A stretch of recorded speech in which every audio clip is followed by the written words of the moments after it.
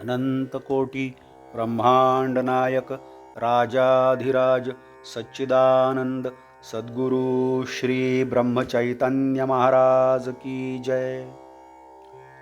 श्रीराम समर्थ. 29 जुलै. मला कुणाचे दुःख पाहवत नाही. पुष्कळ मंडळी यावीत, आलेल्याला खायला घालावे आणि भगवंताचे नाम घ्यावे.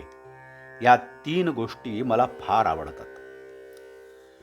त्या जो करील त्याच्या हयातीत त्याला कधीही कमी पडणार नाही.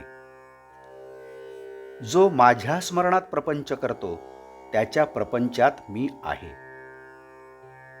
माझ्या माणसाने प्रपंचात हेळसांड केलेली मला आवडायची नाही. उलट इतरांच्या पेक्षा त्याने जास्त दक्षता दाखवली पाहिजे. कमी आहे त्याची काळजी न करता, जास्त असेल तर त्याविषयी ममत्व न ठेवता, जो येईल तसा खर्च करतो तो मनुष्य ते सर्व मला देतो. मला विकत श्राद्ध घ्यायची सवय आहे. मला स्वतःचा प्रपंच करता आला नाही, पण दुसऱ्याचा मात्र चांगला करता येतो. माझ्याजवळ एकही पैसा नव्हता आणि खाणारी माणसे पुष्कळ होती, पण मी कधीही काळजी केली नाही. मी आजपर्यंत पैशासाठी कुणापुढे जीभ विटाळली नाही. उद्या जर कोणी 1,00,000 रुपये माझ्या नकळत माझ्या उशाशी आणून ठेवले तर मी ते विष्ठेसारखे बाजूला सारीन आणि स्वतःच्या श्रमाने 4 आणे मिळून पोट भरीन. मला आवडते की 1 लंगोटी घालावी, मारुतीच्या देवळात राहावे, भिक्षा मागावी आणि अखंड नाम घ्यावे. हे करायला कोण तयार आहे? मी आपला नामाचा हट्ट कधी सोडला नाही.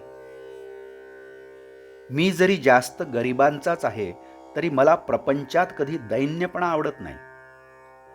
दुसऱ्याकरिता निस्वार्थीपणाने भीक मागण्याची मला कधीच लाज वाटली नाही. व्यवहारदृष्ट्या माझ्यामध्ये एकच दोष आहे की मला कुणाचे दुःख पाहवत नाही. माझ्यामध्ये प्रेमाशिवाय दुसरे काही सापडायचे नाही. माझ्यातले प्रेम काढले तर मग मी नाहीच. मला फक्त आईच्याच प्रेमाची कल्पना आहे.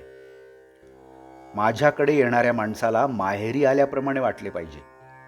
तो परत जाताना त्याच्या डोळ्यात पाणी आले पाहिजे.